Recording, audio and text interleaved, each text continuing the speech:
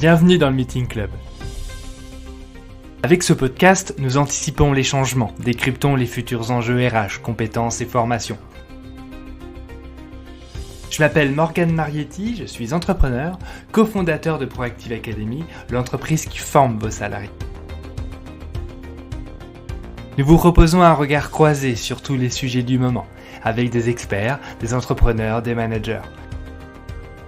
Tout ça pour nous aider, vous aider à rester dans l'air du temps. Je vous propose donc de bien vous installer et de profiter. Je m'occupe du reste.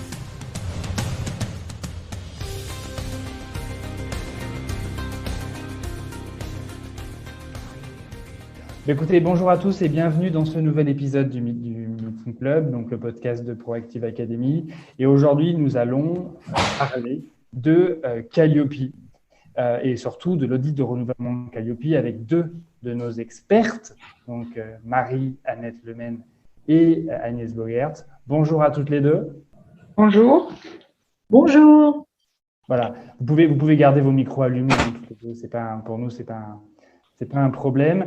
Donc, bienvenue dans cet épisode. Merci de participer à tous donc à cet enregistrement. Je rappelle pour les auditeurs qui nous écoutent a posteriori que les podcasts de Proactive Academy, pour la plupart, sont en direct et on permet à ceux qui le souhaitent d'y participer et d'interroger nos experts, de poser des questions pour pouvoir en fait échanger sur les sujets qui les concernent. Alors aujourd'hui, on a un podcast qui on va dire, est un peu d'actualité, parce que Calliope, maintenant, c'est obligatoire depuis le 1er janvier 2022. Et il y a des organismes de formation qui arrivent déjà à leur audit de renouvellement. Et aujourd'hui, on va parler un petit peu de cet audit de renouvellement. Alors, avant de rentrer dans le sujet, je vais demander peut-être à Marie-Annette et à Agnès de se présenter. Allez, à Marie-Annette, je te laisse la main, tu te présentes. Bonjour à tous. Alors, je m'appelle Marie-Annette Lemaine. J'accompagne des structures, notamment les OF, dans le cadre de Calliope, dans les mises en place et entretien des démarches qualité, selon une approche plutôt managériale, parce que je suis aussi consultante en management. Voilà, je crois que j'ai été l'essentiel. Merci. Agnès? Bonjour à tous et à toutes. Donc moi je suis auditrice de certification Calliope et tout naturellement j'ai glissé aussi vers le côté mission conseil. J'ai un parcours d'une trentaine d'années dans des organismes de formation, aussi bien de formatrice à directrice de centre, et avec une acculturation ISO 9001. Donc, quand je fais des diagnostics ou que j'accompagne sur des missions qualité, c'est avec ces trois dimensions-là que je vous écoute et que j'analyse les situations. Et en tant qu'auditrice, je peux vous donner aussi l'attendu en général des certificateurs au moment des audits, et là, en l'occurrence, de l'audit de surveillance. C'est que nous sommes sur un public qui nous écoute, soit en direct, soit a posteriori, assez varié, parce que vous êtes tous d'organismes de formation un petit peu différents. Vous pouvez être de centres de formation pour apprentis, vous pouvez être des organismes de formation continue, certifiants ou non, faire de la VAE, du bilan de compétences. Et donc, automatiquement, on va essayer ensemble de répondre à toutes vos questions, d'être le plus concis possible et de ne pas, entre guillemets, se concentrer plus que sur d'autres pour essayer, entre guillemets, de répondre à tous vos besoins. Alors, peut-être quelques mots sur l'audit de surveillance. On est donc sur un audit qui se déroule post-audit initial. Et donc, il y a un attendu fort. Pour moi, l'enjeu, quand j'audite en audit de surveillance, c'est de voir entre guillemets, les promesses ou les éléments qui étaient prévus au moment de l'audit initial, en quoi est-ce qu'ils ont été appliqués durant ces 18 à 22 mois, puisque en moyenne, on est sur ce créneau-là. Donc l'enjeu, c'est effectivement de démontrer que votre SMQ, système de management de la qualité, a bien été mis en place, fonctionne, et de pouvoir faire la démonstration sur de nouvelles formations, puisqu'on ne va pas rééditer les formations ou la typologie de formation qui a été auditée la première fois, mais on va plutôt essayer de voir l'ensemble du paramètre de l'organisme. Alors peut-être que ce sera la même nature de formation, mais peut-être avec, quand c'est sur plusieurs années, on a peut-être fait la première année ou la dernière, ben là on va peut-être faire la deuxième. Alors aujourd'hui, je vais commencer à poser ma première question. Comme ça, vous en profitez vous aussi pour poser vos questions et si vous avez des cas concrets à nous proposer. Alors, le Calliope est arrivé en période un petit peu de Covid, où il a fallu en fait certifier beaucoup de monde dans des conditions compliquées. Certains disent que Calliope, dans les audits de certification, on a demandé d'être plus cool que ce qui était prévu initialement. Est-ce que c'est vrai? Et est-ce que sur l'audit de surveillance, les exigences vont entre guillemets augmenter? Agnès.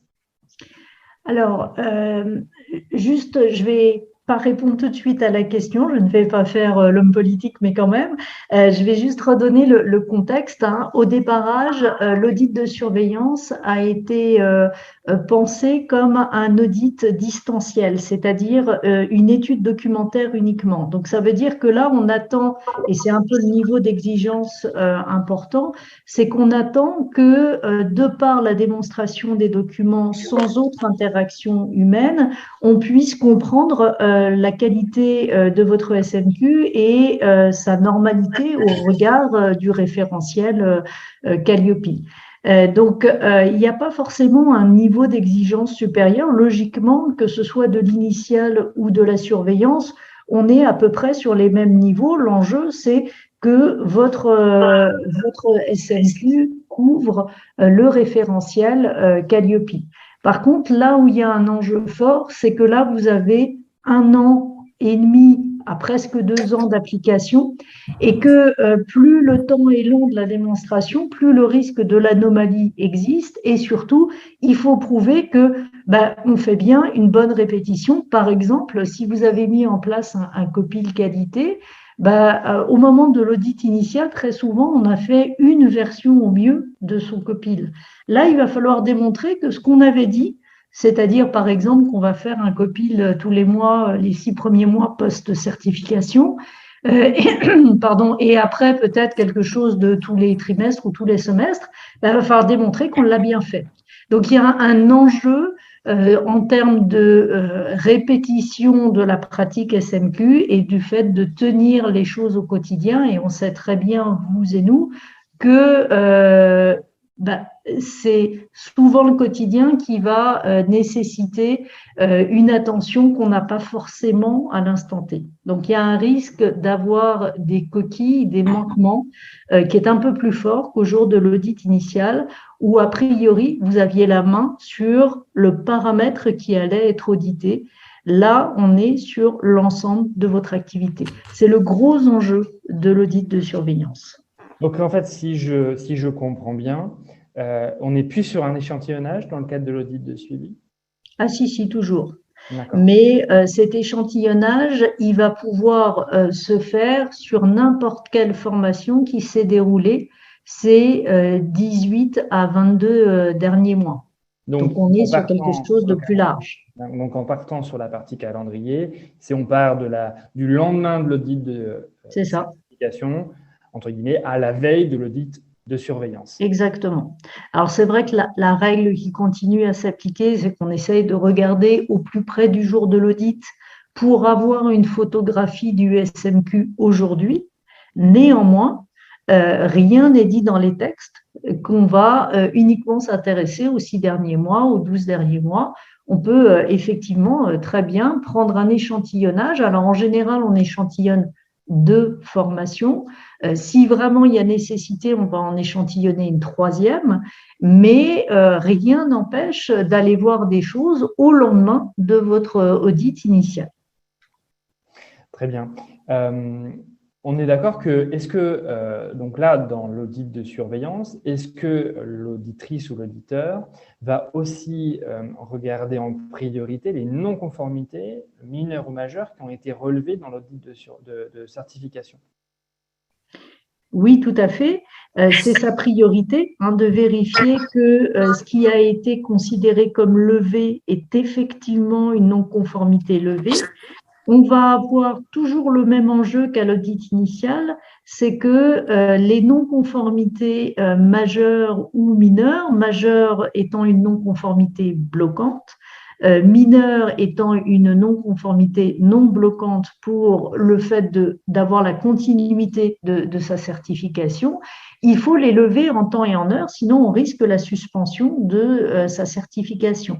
Donc la priorité de l'auditeur, c'est effectivement de regarder les non-conformités qui avaient été détectées. Est-ce qu'elles sont bien corrigées? Est-ce que les systèmes qui ont été mis en place ont évolué? Et puis, il y a aussi des choses que vous n'avez peut-être pas forcément vues, mais que l'auditeur, lui, voit, ce sont les points de vigilance. Normalement, en audit de certification initiale, on vous a dit, bon, voilà, là, on vous l'a passé, c'est pas vraiment une non-conformité, mais c'est fragile. Ces points-là vont être regardés en priorité également. Alors, on a plein de questions que je vais vous poser des participants. Donc, il y a Céline qui dit « Je souhaite savoir jusqu'où on doit aller dans la vérification de la démarche de formation continue chez nos sous-traitants liés à une convention de sous-traitance. » Je ne sais pas, Mariannette, tu veux peut-être répondre? Non? Oui, je veux bien. Alors, pour ce qui concerne les sous-traitants, il y a peut-être deux niveaux d'approche. En tout cas, il faut qu'on s'assure que l'ensemble des dispositions, des exigences Calliope qui sont applicables dans le cadre de l'activité du sous-traitant qui est sous-traité, cette activité qui est achetée par le biais d'un contrat qui est établi entre le sous-traitant et l'OF. Donc, il faut que l'OF s'assure que, alors par différents moyens, ça peut être des audits, ça peut être une surveillance documentaire, ça peut être la fourniture de preuves différentes. Là, il n'y a pas d'exigence de moyens pour le faire, mais en tout cas, l'OF doit s'assurer, prouver qu'il s'assure que le sous-traitant respecte les exigences Calliope. Il faut aussi qu'il s'assure, puisqu'il a établi une convention ou un contrat qui va le lier avec ce sous-traitant, que cette convention ou ce contrat soit respecté. Et dans ce contrat, l'intérêt, c'est justement de faire figurer dans cette sorte de cahier des charges qu'on demande au sous-traitant de manière explicite de mettre en place certaines choses pour garantir le respect des exigences Calliope qui lui sont applicables. En tout cas, si l'organisme de formation sous-traitant n'est pas Calliope, parce que s'il est Calliope, on peut dire que globalement, oui, bien sûr, actuelle est bonne. Non, Agnès, tu n'as pas l'air d'accord. Ça n'empêche que la surveillance revient au donneur d'ordre. Et donc, il va falloir pouvoir prouver qu'on fait effectivement une surveillance, comme l'a exprimé Marie-Annette. Ce n'est pas parce que le sous-traitant est Calliope qu'il a un blanc-seing. La responsabilité reste pleine et entière pour le donneur d'ordre de vérifier qu'un certain nombre de paramètres sont bien vérifiés. Je te laisse reprendre, Marie-Annette, je ne veux pas te squatter la parole. Non, c'est bien de compléter de façon synergique, c'est ça l'intérêt, selon moi. Mais oui, c'est exactement pour rebondir sur ce que vient de dire Agnès, et ça ne dédouane pas le donneur d'ordre d'avoir son propre cahier des charges vis-à-vis de son sous-traitant et de s'assurer que le sous-traitant respecte son cahier des charges. Par exemple, quand le sous-traitant fait appel à des formateurs, il peut y avoir un renouvellement de ces formateurs, je cherche le mot, un turnover, voilà. Par exemple, une exigence du donneur d'ordre, ça pourrait être, à chaque fois que vous avez recours à un nouveau formateur, de me l'informer ou de vérifier que vous avez bien un CV, etc. Enfin, que les exigences ne vont pas se déliter dans le temps avec le renouvellement des prestations ou des intervenants qui assurent ces prestations. Par exemple, du côté de Proactive Academy, qui sous-traite, on va dire, ces formations à des formateurs indépendants, comme une grosse partie des organismes de formation, on met en place des audits des formateurs ou des consultants qui travaillent pour nous une fois par an pour vérifier que on va dire, la demande réalisée dans le cadre de la contractualisation est faite, et pour voir en fait si l'ensemble des choses sont faites. Donc, parce qu'il y a des questions qui nous disent comment on met en place cette surveillance. Vous pouvez parfaitement mettre en place des audits internes au sein de vos sous-traitants pour vérifier qu'ils réalisent en fait les attendus de la contractualisation et qu'ils respectent la mise en place de Calliope. De manière même plus précise, vous avez un indicateur qui est l'indicateur 27 qui dit que vous allez engager votre sous-traitant à signer une charte d'engagement pour respecter votre SMQ. Cette charte, on doit l'avoir à l'audit initial, mais du coup, on va probablement en ravoir une ou pas tarder à en ravoir une à l'audit de surveillance, puisque c'est logiquement un engagement qui se fait de manière annuelle. Sauf si vous avez décidé d'autre chose dans votre SMQ, mais là, je vous mets un point de vigilance parce que c'est un très bon moyen notamment de vérifier que votre sous-traitant, lui personnellement ou sa structure, et donc, comme le disait Marie-Annette, les formateurs qui l'emploient, ont bien une actualisation de leurs compétences et de leurs connaissances qui est suffisante pour respecter votre cahier des charges. Alors, j'ai une question en fait de Sandra qui dit une mauvaise note à l'audit de surveillance peut-elle entraîner la suppression de la certification obtenue de l'audit initial? Grosso modo, la question c'est si on a une non-conformité majeure, j'imagine que ça bloque la certification avec un plan d'action à réaliser et à correction, on va dire après sur 2-3 mois. Alors voilà, pour rappel, la non-conformité majeure doit être levée dans les 3 mois à date de constatation, c'est-à-dire à date de remise du rapport par le certificateur à l'organisme de formation concerné. On a le même mécanisme qu'à l'audit initial et on aura le même mécanisme à l'audit de renouvellement, à savoir qu'il est essentiel d'être vigilant à ces dates au niveau de la certification Calliope parce qu'il faut absolument lever et faire la démonstration du fait que cette non-conformité majeure est bien levée dans les 3 mois. Si c'est une non-conformité mineure, on a un plan d'action à présenter et on doit avoir levé, c'est-à-dire démontrer que ce plan d'action est bien mis en place dans les 6 mois. On a un double de temps. Mais là, on va retrouver exactement la même chose, à savoir que si on ne respecte pas ce délai des 3 mois pour la non-conformité majeure, la certification est suspendue et selon l'avis du certificateur, elle peut être retirée ou redonnée au moment où on présente les choses. Mais en toute légitimité, on n'a que 3 mois. Dépasser ce moment-là, c'est une négociation avec le certificateur et rien ne dit qu'il va vous l'accorder. Donc, il y a un point de vigilance fort à avoir sur ces délais de levée de conformité, de non-conformité. Très bien. Donc, merci pour vos questions. On va continuer à les lire et à y répondre. Moi, je voudrais… donc là, on a parlé un petit peu de l'attendu de l'audit, la fonction de l'audit de surveillance. Marie-Annette, moi, j'aimerais qu'on parle un petit peu aussi de la préparation de cet audit de surveillance et surtout comment on fait vivre son SMQ tous les jours pour éviter, entre guillemets, la panique 3 semaines avant celui-ci. Est-ce que tu as déjà des conseils pour, entre guillemets, bien se préparer tous les jours et faire en sorte que ça fonctionne? Mais bien sûr, mais bien sûr. Alors, ce qu'il faudrait éviter, c'est d'avoir une espèce de système artificiel parallèle dont on s'occupe uniquement quand l'auditeur prenne son nez. Et effectivement, on peut s'affoler la veille de l'audit en disant « Ouh là là là là, on n'a plus ce qu'il faut, on ne sait plus où on en est, etc. » L'idéal, c'est une fois qu'on a une phase de projet, en fait, où on met en place un nouveau système qualité qui aboutit à l'obtention de la première certification, à l'issue de l'audit initial.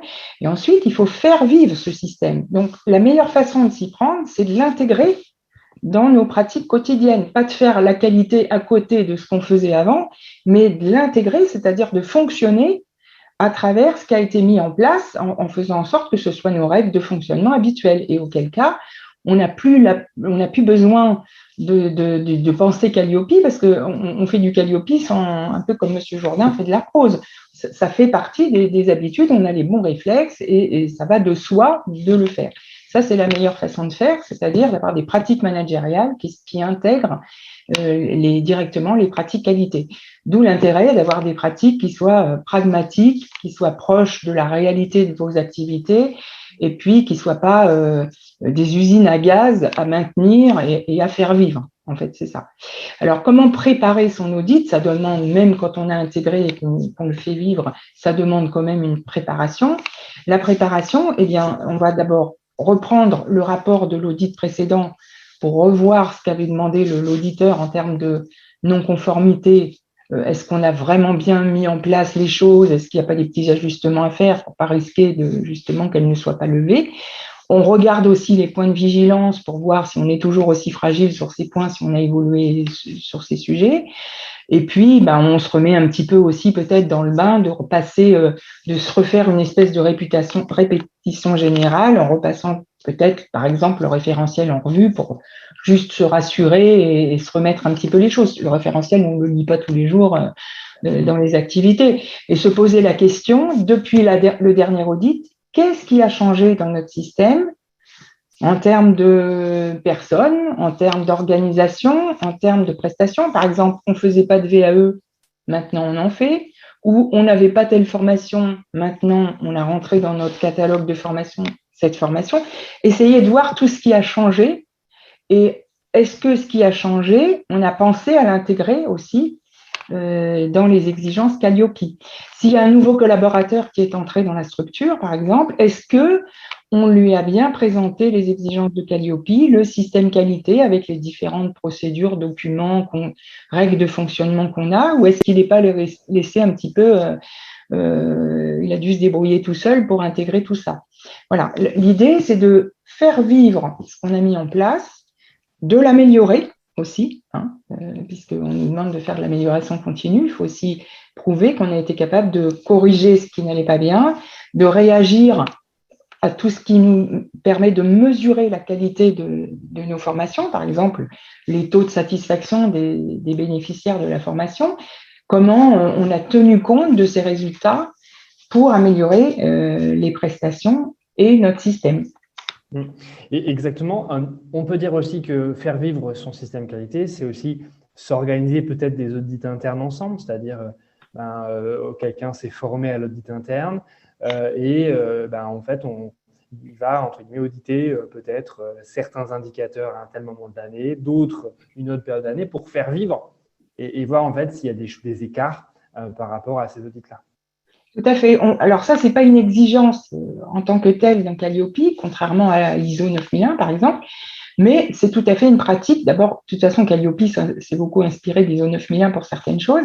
On peut très bien avoir cette pratique-là, effectivement, elle est relativement efficace. On peut aussi, si on n'a pas les ressources en interne, faire un audit à blanc, faire un audit à blanc par une personne extérieure. Il y a plusieurs façons de faire pour effectivement suivre, vérifier, surveiller les pratiques et les différents systèmes qui ont été mis en place. Un petit peu ce que j'allais ajouter, c'est que pour compléter ce que vient de dire Marie-Annette, toujours se souvenir que Calliope, c'est une démonstration à partir d'éléments de preuve. Autrement dit, on a des notions documentaires qui doivent étayer nos propos. Et quand Marie-Annette disait, j'ai intégré un nouveau formateur, comment est-ce que je peux vérifier qu'il a bien intégré mon SMQ? Au-delà de savoir si effectivement c'est bien le cas, et logiquement avec ce que vous avez mis en place, il doit y avoir une procédure que vous pouvez suivre, mais c'est surtout aussi faire une bonne revue de non-conformité sur je possède bien les éléments de preuve pour chaque élément d'étape, notamment celui-ci. Comment je prouve que j'ai initié mon formateur ou que je lui ai remis ce qu'il faut pour qu'il puisse être acculturé à mon SMQ.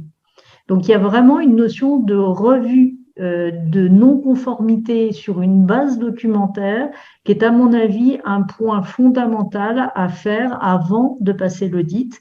Et effectivement, il y a souvent, quand vous avez été accompagné, en tout cas par Proactive, on fait des diagnostics. L'idée, c'est peut-être de pouvoir avoir, alors en autodiagnostic ou en diagnostic externe, une photo d'où vous en êtes et quels sont les points de fragilité de votre SMQ aujourd'hui. Exactement. Pour continuer, j'ai deux petites questions là sur la partie échantillonnage et après on passera sur les autres sujets parce que c'est vrai que je voudrais pas passer à côté. On est d'accord que c'est l'auditeur qui choisit, on va dire, les formations qu'il va auditer. Entre guillemets, on ne va pas lui souffler un peu la pertinence des uns ou des autres. On a une question aussi donc, de Noémie qui dit qu'elle met en place un nouveau logiciel de suivi administratif qui va être beaucoup plus proche, on va dire, du référentiel, en tout cas, qui va permettre de justifier plus facilement. Et en fait, elle demande si l'échantillonnage peut être pris à partir du logiciel ou est-ce qu'il va aussi regarder avant la mise en place du logiciel. Alors, logiquement, un échantillonnage, ça se fait comment? Ça se fait par une représentativité de votre pratique. Autrement dit, on va avoir une notion de durée de formation, de taille de groupe, de thématique de formation, certifiant, pas certifiant. Voilà, on va avoir un peu ces paramètres-là. La notion de la gestion avec un logiciel ou sans logiciel ne va pas forcément rentrer en première ligne dans l'échantillonnage. Ce qui va rentrer vraiment, c'est votre activité, l'acculturation de votre organisme de formation sur la notion de la formation.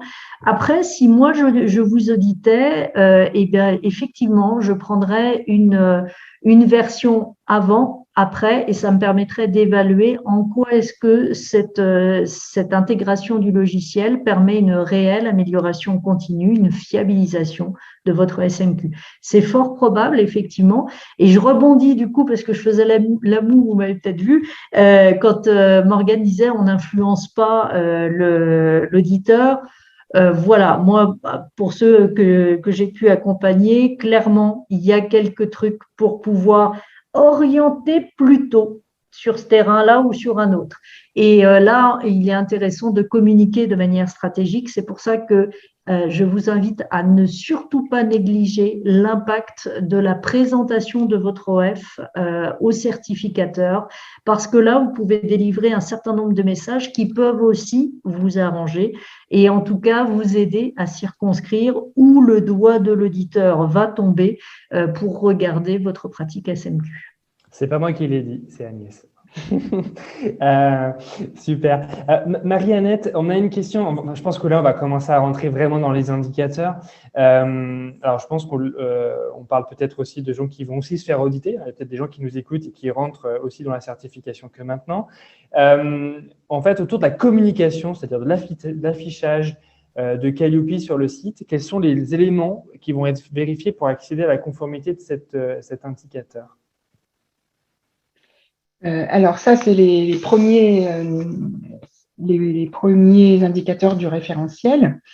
On demande de faire connaître au public, c'est-à-dire ça peut être une entreprise, ça peut être un apprenant, ça peut être en tout cas un candidat qui a envie de s'intéresser à ce qu'on fait, ça peut être aussi, pourquoi pas, un financeur, à toutes les parties prenantes concernées, ça peut être des parents aussi pour les apprenants mineurs, des gens qui vont se renseigner sur qui est cet OF, qu'est-ce qu'il propose comme prestation, qu'est-ce qu'il propose comme type de prestation, c'est-à-dire qu'il faut préciser la nature des prestations, la manière dont elles sont dispensées. Par exemple, ça peut être, c'est des exemples, je ne dis pas qu'il faut absolument ça, mais il faut un minimum, un descriptif des contenus de la formation, c'est-à-dire avec des items qui sont bien spécifiés dans Calliope, qui demandent, il faut l'intitulé précis de la formation, il faut la durée, il faut le contenu en synthèse,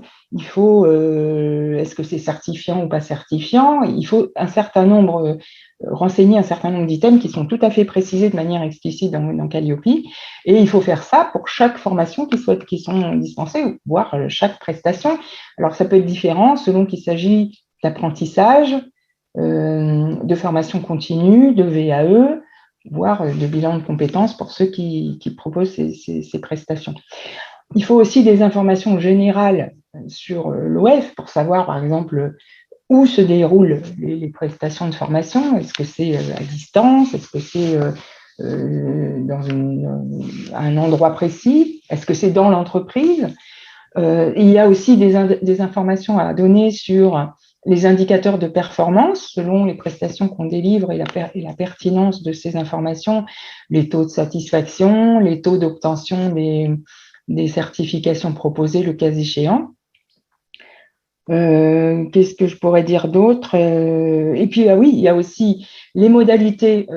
Si je suis intéressée par une formation, comment je fais pour demander de l'information, par exemple, sur ces formations? Je voudrais en savoir un peu plus. Donc, avoir un contact bien, des coordonnées de contact qui soient fonctionnelles et appropriées et accessibles facilement sur le site. Et puis, c'est aussi pouvoir aussi savoir, je suis intéressée le 2 juin, quel est le délai d'accès à cette formation, c'est-à-dire dans combien de temps je peux rentrer dans cette formation? Est-ce que c'est l'année scolaire? Est-ce que c'est la prochaine session du mois d'avril 2023? Ou est-ce qu'il y a une session tous les mois jusqu'en septembre? Voilà, je dois avoir un minimum d'informations pratiques aussi sur la manière de m'inscrire ou de vouloir entrer dans un parcours. Quelles sont aussi les conditions qu'il faut réunir parfois pour pouvoir rentrer dans telle ou telle formation? Il peut y avoir des conditions, des prérequis pour entrer dans telle ou telle formation ou suivre tel ou tel parcours. Je dois avoir une information aussi sur les tarifs. Alors tout ça, c'est des informations qu'on peut donner de manière générique quand on fait des formations récurrentes. Après, si on est vraiment dans un cas de figure où on fait vraiment du sur-mesure à chaque fois, c'est pas facile de donner ces informations, mais on peut les décrire après dans des contrats avec des conventions de formation précises et des programmes associés, mais on peut quand même, dans ce cas-là, donner une information générale sur l'approche pédagogique qu'on a, sur le type de formation, les typologies de formation qu'on propose, dans quel domaine, pour aboutir à quel résultat, etc. Les informations données, elles sont un petit peu… il y a certainement un socle commun applicable à tout le monde, et puis après, il y a une disparité en fonction du type de prestation et du type de client qu'on a aussi dans les OF. Alors, pour ceux qui ont une certification déjà en cours, quand on audite en surveillance, la particularité de cet audit-là et qui sera reconduit après, c'est aussi qu'il y a une charte bien précise de l'utilisation du logo Calliope et qu'il peut y avoir un ajout de non-conformité sur une mauvaise utilisation, un mauvais respect de la charte graphique et d'utilisation du logo Calliope. Vous retrouvez ces éléments-là, normalement, ils vous ont été communiqués par votre certificateur et je vous invite à être très vigilant parce que c'est le premier point sur lequel le certificateur attire l'attention de ses auditeurs. C'est vraiment de bien regarder que vous utilisez le logo Calliope comme il a été demandé avec un certain nombre d'interdits, un certain nombre d'obligations, un certain nombre d'autorisations. Je ne vais pas vous les détailler là, ça serait trop long, mais par contre, j'attire votre attention fortement, au-delà de ce que vient de vous dire en détail Marie-Annette sur la communication au public, il faut absolument être vigilant sur l'utilisation de vos logos. Exemple, juste pour étayer, quand vous mettez le logo Calliope, vous devez avoir en dessous sur quel type de formation vous êtes certifié, par exemple, formation continue ou formation par apprentissage. Si vous ne l'avez pas détaillé, c'est une non-conformité possible dans l'utilisation de ce logo. Donc, si vous n'avez pas assez d'informations, revenez vers votre certificateur ou revenez vers nous, mais contactez-nous en disant voilà, je ne sais pas comment je dois le faire, je ne sais pas sur quel document je dois le mettre. En fait, globalement, vous pouvez le mettre uniquement sur ce qui a été, on va dire, audité et validé par rapport à votre SMQ, donc un système de qualité globalement. Donc, si vous êtes sur des points où le système qualité n'a pas été certifié, pas vérifié, en tout cas dans le cadre global du fonctionnement, vous ne pouvez pas le mettre. Donc, ça, c'est des points, entre guillemets, sur lesquels il faut faire attention. C'est comme pour ceux, et c'est notre cas, qui sont ISO 9001, il y a le logo ne peut pas se mettre partout. Voilà. Clairement, il y a des audits d'extension qui peuvent se faire avec les audits de surveillance. Tout à l'heure, Marie-Annette parlait du fait, voilà, vous avez évolué dans votre pratique, vous avez ouvert de nouvelles actions de formation, par exemple la VAE. À partir du moment où vous n'avez pas été audité avec la VAE sur Calliope à votre audit initial, vous ne pouvez pas faire paraître le logo dans vos programmes de formation sur votre site concernant la VAE. Donc après, vous avez une charte qui est téléchargeable, qui est bien précise. Et puis effectivement, avec Marie-Annette, on est à votre disposition pour repréciser les choses. Dans le cadre de nos missions de conseil, ça fait clairement partie des enjeux sur lesquels on peut vous éclairer. Alors, moi, je vais rentrer aussi sur un des points d'affichage importants, et en particulier pour les CFA et pour les structures qui font de la certification, c'est aussi les résultats, avec les indicateurs de résultats. Donc ça, c'est des points importants qu'il faut suivre, qu'il faut en fait afficher. Il y a pas mal de questions qui sont posées, et en particulier sur les enquêtes, liées en fait les enquêtes à froid, voilà, je cherchais le mot, qui sont souvent, on va dire, une vraie plaie, entre guillemets, à faire vivre, parce que au bout de 5 semaines, voire au bout de 3 mois, voire même au bout de 4, on va dire que le stagiaire, il a un peu passé à autre chose et qu'il a beaucoup de mal. Est-ce que, Agnès, Marie-Annette, on a une obligation de résultat, ou est-ce qu'on a une obligation de moyens sur ces fameuses enquêtes à froid? Eh bien, les deux, mon capitaine. C'est-à-dire que, effectivement, en tant qu'organisme de formation certifié Calliope, vous devez être impeccablement fournisseur de moyens. Autrement dit, vous devez avoir émis une enquête, avoir relancé au moins 2 fois les candidats pour pouvoir obtenir des réponses. Ça, c'est le côté aspect fournisseur de moyens. Après, on a des stats. Clairement, une enquête à chaud, si on a moins de 70% de réponses, c'est qu'a priori, on ne s'y prend pas super.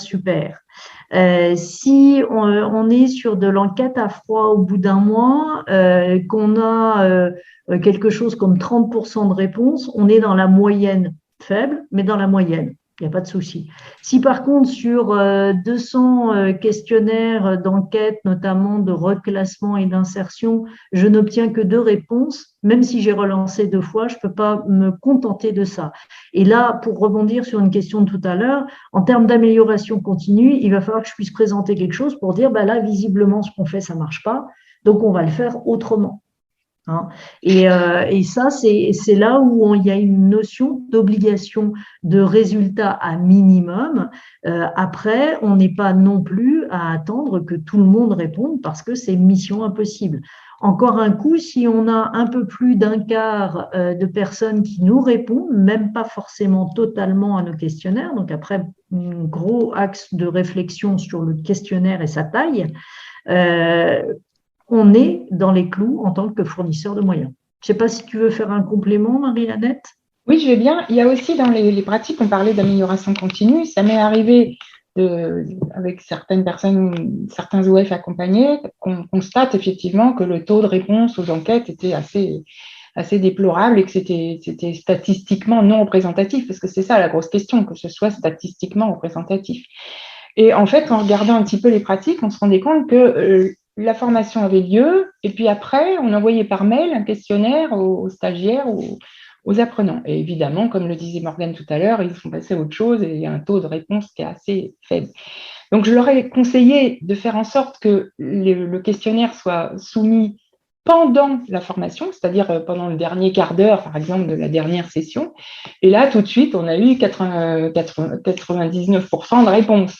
Parce que les gens étaient encore captifs, c'était à chaud et on avait au moins ces réponses-là. Donc, vous voyez, des fois aussi, ce n'est pas une fatalité. On peut aussi retravailler soit sur le contenu, parce qu'on a des questionnaires qui sont trop longs, par exemple, ou le moment où on le soumet aux stagiaires n'est pas approprié pour qu'ils puissent répondre au mieux aux questions qu'on lui pose. Voilà. L'important, c'est vraiment que ce soit représentatif. Et d'ailleurs, il est important aussi, quand ce n'est pas 100% ou très voisin de 100%, de préciser le taux de réponse, parce que c'est une information en soi. Vous ne pouvez pas généraliser sur 5% de réponse à toute la population des gens que vous avez formés. Ce n'est pas honnête intellectuellement de le dire. Donc là, Après, on parlait Pardon Morgane, juste pour compléter, le questionnaire à froid n'est pas une obligation si votre formation, si vous n'êtes pas CFA, si votre formation n'est pas qualifiante, vous pouvez ne pas avoir de questionnaire à froid. Par contre, une chose est sûre, c'est que le questionnaire à chaud est une nécessité absolue, comme les évaluations des acquis, hein, et ce qui est quelque chose vraiment à distinguer, les évaluations des acquis et les évaluations de satisfaction, ce sont deux outils différents. Alors, c'est une très bonne transition. J'avais une question sur l'évaluation des acquis qui se base automatiquement sur les objectifs opérationnels de la formation, qui sont automatiquement liés en fait normalement à vos enquêtes de positionnement de compétences, indicateur numéro 4, qui sont liés. Est-ce que dans le cadre de la validation des acquis, il y a une attendue de résultat de l'auditeur, ou est-ce que, on va dire, l'organisme de formation va se fixer, entre guillemets, ses propres résultats et vous allez analyser, entre guillemets, attendu réel et après plan d'action et action d'amélioration continue. J'aimerais bien que tu me reformules la question. Je pense que j'ai décroché dans mon écoute à un moment. Ce que je disais, c'était que dans le cadre des résultats, enfin, globalement, j'ai 20 stagiaires sur les acquis, d'accord.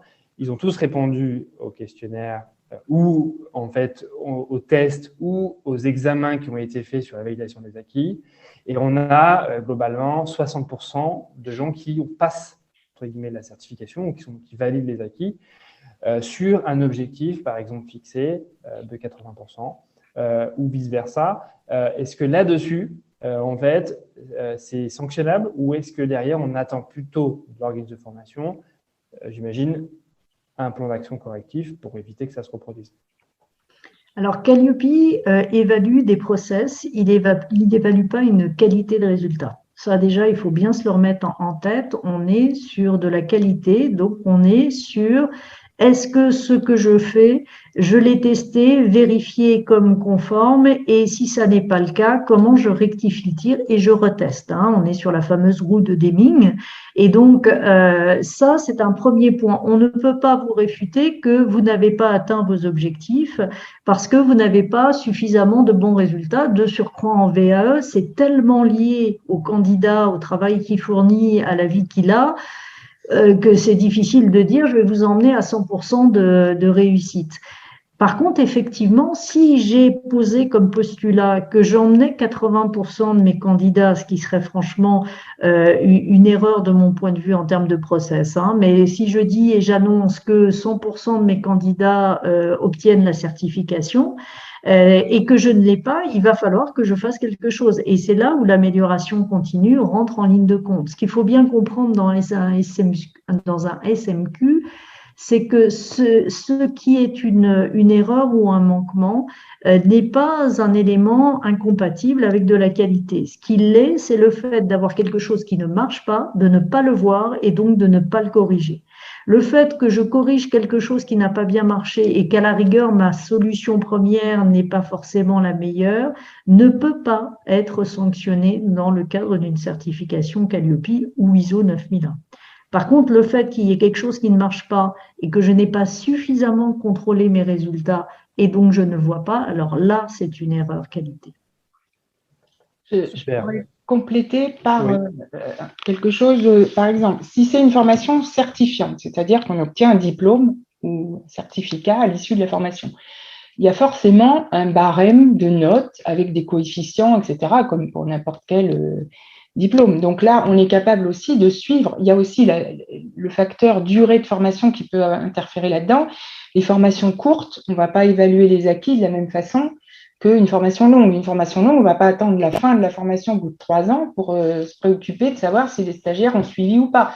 une aberration. Donc, il faut faire quelque chose qui ressemble à du contrôle continu, où il n'y a pas de méthode qui est imposée, mais c'est le bon sens qui va de soi, pour rectifier le tir en cours de parcours, veiller à ce que les apprenants aient un parcours d'intégration des acquis, d'où l'intérêt de bien fixer les objectifs pédagogiques au départ, parce que sinon on est incapable de les évaluer s'ils sont mal formulés, et de savoir à mi-parcours, en début de parcours, on a le positionnement, mais après en mi-parcours, à une fréquence raisonnable et pertinente, vérifier que les apprenants suivent et acquièrent les compétences visées correctement, et si ce n'est pas le cas, mettre en place des adaptations pour les aider ou pour les accompagner davantage à atteindre ces objectifs qui seront après sanctionnés par le passage de la certification qui fait référence à un règlement particulier pour passer il y a un règlement pour passer l'examen en quelque sorte avec des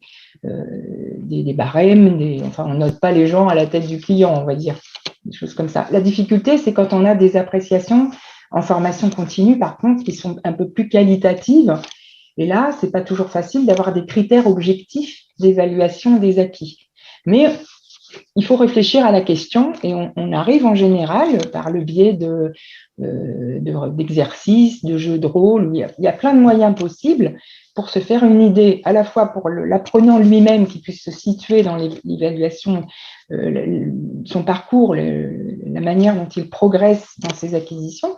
Et puis pour le formateur, c'est aussi un moyen de pouvoir adapter sa formation, son parcours pour faire en sorte que tout le monde suive et tout le monde acquiert les compétences visées. Exactement. Enfin, par exemple, dans des formations, par exemple, de savoir-être ou de développement personnel, par exemple, sur la gestion des conflits, sur, par exemple, la technique de recherche d'emploi, ce genre de choses, où on est plutôt sur des acquis de savoir-être. C'est-à-dire qu'il faut aussi réfléchir à des compétences qui sont liées à ça. Un avis sur ce sujet? Alors clairement, ce qui est important dans les évaluations et ce qui peut faire que j'ai des évaluations qui fonctionnent modérément, c'est en termes de résultats, par exemple, en termes de quali, c'est souvent que je n'ai pas écrit ma règle d'évaluation. L'échelle de mon évaluation est essentielle. Qu'est-ce que j'attends? Et en fonction, comme le disait Morgane, de ce que je fais comme formation, que ce soit une formation avec beaucoup de savoir ou beaucoup de savoir-être, mais aussi en fonction des niveaux. Est-ce que je fais de l'initiation? Est-ce que je fais du perfectionnement? Est-ce que je fais du perfectionnement pour aller vers de la maîtrise? Et dans ces cas-là, automatiquement, mes règles ne sont pas les mêmes. Et si dans le cas de l'initiation, je peux très bien avoir un modus operandi qui est plutôt de l'auto-évaluation, je vais sans doute ne pas utiliser cette même modalité-là quand je vais être dans une formation qui m'amène à être sur une maîtrise, parce que logiquement, je connais le concept et à partir de ce moment-là, je peux redonner si je l'ai compris ou pas. Donc, quelle est ma modalité d'évaluation va induire quels sont les attendus que j'ai. Et donc là, on va vraiment être sur une notation de la notation. Si j'ai, par exemple, une échelle de 1 à 5, si j'ai un résultat entre 0 et 1, ça veut dire que mon candidat, mon stagiaire, estime qu'il n'a pas du tout le niveau attendu, que ce soit de l'initiation, du perfectionnement, de la maîtrise. Et si je suis au-dessus de 3, c'est plutôt l'inverse. Ça, si ce n'est pas écrit, ça va être compliqué. Pardon ? Est-ce qu'on a le droit à l'auto-évaluation ? Bien sûr. Donc, on peut demander aux gens de s'auto-évaluer. Ça, c'est considéré. Encore une fois, c'est rationnel si tu fais de l'initiation. Si tu fais de la maîtrise, si tu n'as que de l'auto-évaluation, c'est retoquable. Donc, on est toujours dans une pertinence des moyens en fonction du but à atteindre, un peu ce que nommait tout à l'heure Marie-Annette. On ne va pas évaluer de la même manière des soft skills par rapport à des connaissances pures et dures, par rapport à des connaissances de base, par rapport à des connaissances professionnelles. Quelle est la bonne cohérence de vos moyens et donc de votre SMQ en fonction de la formation que vous dispensez? Très bien. Je voudrais traiter aussi 2 autres indicateurs. Un sur la compétence et le suivi des compétences de vos salariés et des formateurs. Globalement, c'est l'arrivée des plans de montée en compétence du personnel avec, entre guillemets, un affichage. Maintenant, vous, dans le cadre de votre audit, on va maintenant contrôler si ça a été réalisé, c'est ça? Ou est-ce qu'il n'y a plus de, entre guillemets, on va être un peu plus strict sur le sujet? Ben, disons qu'on est vraiment dans ce qu'on disait au démarrage, c'est que l'enjeu, c'est qu'il va falloir démontrer que ce qu'on a dit, on le fait. Et donc, on a des moyens de le démontrer. Alors, clairement, il y a la notion du plan de développement des compétences. Après, il n'y a rien qui exige que vos salariés soient formés tous les ans. Il y a une loi GPEC qui va induire que voilà, tous les 6 ans, on doit proposer une formation à son salarié. Sinon, on risque effectivement l'obsolescence des compétences. Mais en dessous de cet élément-là, on a aussi et surtout la manière dont on va retransmettre un certain nombre d'informations et d'évaluations. On parlait tout à l'heure d'audit interne. Est-ce que j'ai réévalué avec mon entretien professionnel, mon entretien d'évaluation, la compétence de mon salarié, ses intentions? Est-ce que j'ai des échanges de pratiques réguliers? Et notamment, est-ce que je redonne, et là on fait le lien avec les indicateurs 23, 24 et 25, avec mes veilles métiers, mes veilles sectorielles, mes veilles d'ingénierie pédagogique. Et là, on est au cœur de nos métiers. Super. Deuxième indicateur que je voulais traiter aussi, c'est l'indicateur 21. Donc peut-être, je pense que toutes les deux, vous connaissez très bien le monde des CFA. Donc pour ceux qui ne le connaissent pas, Centre de formation pour apprentis, il y a des CFA qui pilotent en fait des unités de formation d'apprentissage dans plusieurs établissements, on va dire, qu'ils soient écoles, lycées, on va dire ingénieurs et autres, hein, et globalement, et ces SUFA, en fait, globalement, gèrent uniquement peut-être la partie recrutement, la partie administrative, financière, et des fois sous-traitent, et bien, c'est même pas des fois, sous-traitent la partie pédagogique. Et donc, l'UFA est un sous-traitant automatiquement. Et donc, j'ai une question de Céline en fait, sur le sujet, c'est comment procéder à la vérification des compétences et de leur mise à jour du côté de l'UFA et les modalités de sélection-recrutement et d'attestation en fait, lors des entretiens annuels d'évaluation. Est-ce que ça suffit en fait, d'utiliser les entretiens annuels d'évaluation des salariés de l'UFA ou du formateur? À partir du moment où on a des éléments de preuve qui permettent de démontrer qu'on a un process, ça, à mon avis, c'est le premier point d'entrée. Qu'est-ce que j'ai défini comme exigence? Je suis donneur d'ordre, puisque là, on revient bien sur un indicateur, l'indicateur 27, hein, qui est, et le 18, comment je coordonne et je surveille que mes intervenants, qu'ils soient externes ou internes, fassent bien le job. Donc, on a bien sûr l'entretien d'évaluation, on a aussi quelles sont les règles qu'on utilise, par exemple, dans le cas du recrutement. Est-ce que j'ai une fiche de poste, mais j'ai aussi une fiche d'évaluation de mon entretien qui me permet de dire qu'effectivement, trucs et machins ont été évalués par rapport à un certain nombre de points bien précis. Plus mes outils sont divers, variés et peu précis, plus j'ai un risque de me faire retoquer parce que je n'arrive pas à faire la démonstration que j'ai bien surveillé que telle et telle personne embauchée correspond bien aux besoins. Et j'ai une vraie réflexion à avoir en tant que UFA sur le fait que je vais définir un certain nombre de critères que j'attends qui soient respectés par mes CFA et il faut qu'ils me fassent la démonstration. Autrement dit, je fais des mini-audits. On revient sur cette notion-là. De toute façon, quand on est dans une certification qualité, quelle qu'elle soit, on ne peut pas se passer de mini-audits ou diagnostics en cours d'utilisation de mon SMU. Très bien. Alors, il y a d'autres. Oui. Je veux juste refaire un petit complément. Il y a les entretiens d'évaluation, mais il faut vraiment avoir une approche systémique de la chose. On peut aussi exploiter les résultats des enquêtes de satisfaction des apprenants, qui peuvent aussi remonter par ce biais des choses à améliorer auprès des formateurs, même si on n'évalue pas le formateur quand on fait une enquête auprès du stagiaire, mais quand même, la qualité de l'enseignement ou de la formation est très liée à la compétence du formateur.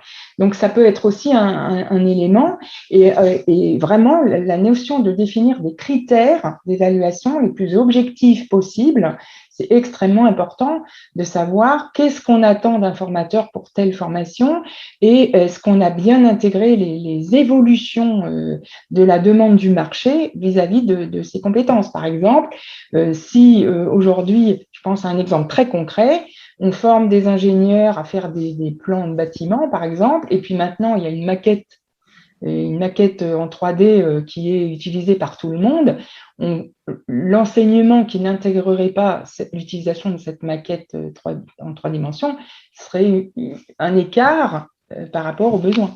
Donc, après, il faut évaluer dans quelle mesure les formateurs, soit on leur a donné les moyens d'acquérir ces nouvelles compétences, s'ils sont en interne, soit en externe, ça devient une exigence de notre cahier des charges vis-à-vis de ce formateur.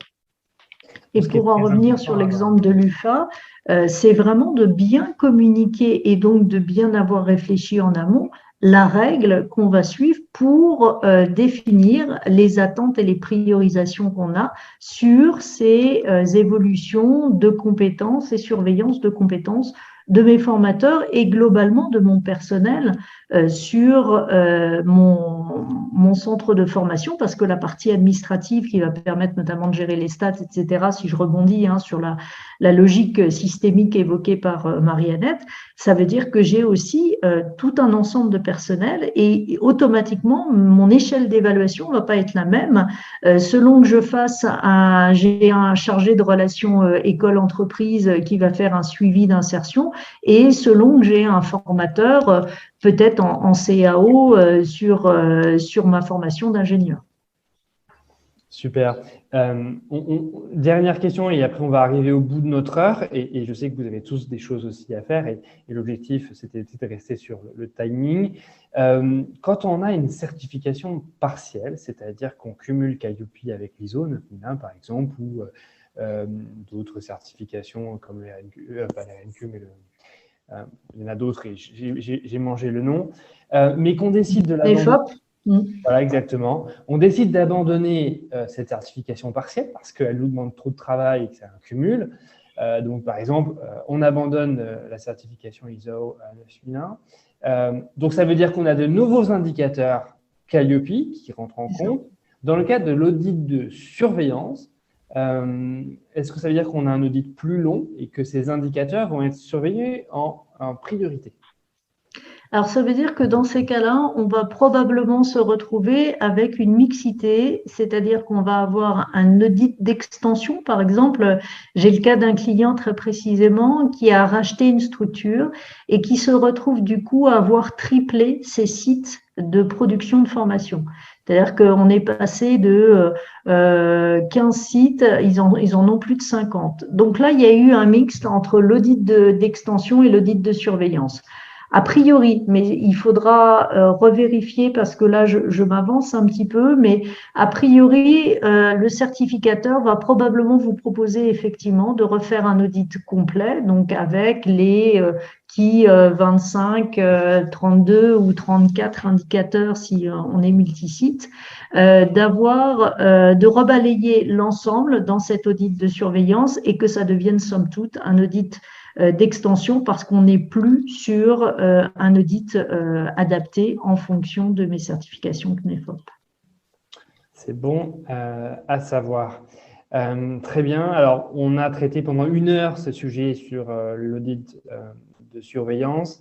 On aurait pu y passer encore 2 jours. Mais malheureusement, nous avons passé 2 jours. Enfin, on peut vous les donner, mais c'est un autre sujet. En tout cas, j'espère qu'on a répondu à vos questions. C'est pas facile, entre guillemets, de traiter toutes vos demandes, tous vos commentaires, parce que vous avez été plus de 75.